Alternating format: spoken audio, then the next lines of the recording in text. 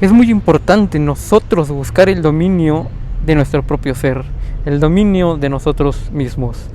Nosotros buscamos, en la mayoría de ocasiones, utilizar la ley de asunción para hacer cosas externas a nosotros, que la persona específica, que el dinero, que algo que esté fuera de nosotros. Constantemente lo hacemos, a veces inconscientemente. Cuando ya conoces la ley de mucho tiempo, entonces ya es de una manera consciente. Y hay que detenernos en ese punto. Realmente nosotros sí debemos de ponernos a analizar que nosotros debemos tener el dominio de nosotros mismos antes de buscar generar el dominio de la misma ley externamente.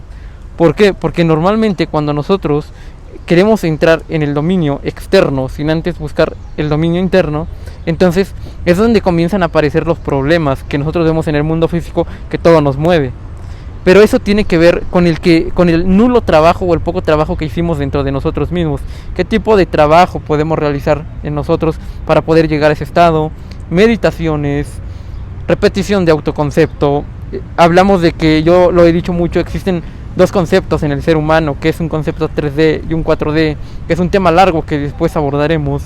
Pero este tipo de cosas como la meditación, incluso parte de la hipnosis, te ayudan a hacer un trabajo fundamental y que te va a ayudar muchísimo a ti como ser humano para poder conectar internamente, y que después esa conexión interna la puedas vincular ahora sí como energía, como enfoque, como una conciencia y un ser totalmente controlado para poder hacerlo en el mundo físico.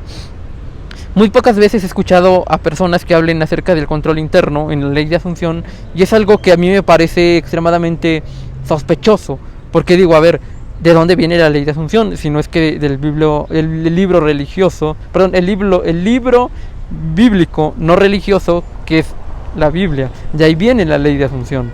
Entonces, ¿por qué nadie habla del control mental si Jesús era el maestro extraordinario de cómo llevar el control interno?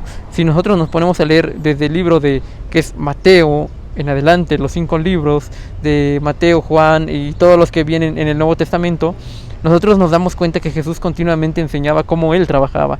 Y si Jesús hacía esos trabajos de dominio interno, ¿como por qué nosotros no habríamos de aplicar eso que el gran maestro de la ley de la conciencia y de la asunción nos enseñó? Entonces hay que ponernos a pensar en cómo nosotros podemos primero generar el dominio interno para después entonces enfocarlo en las cosas externas que queremos materializar.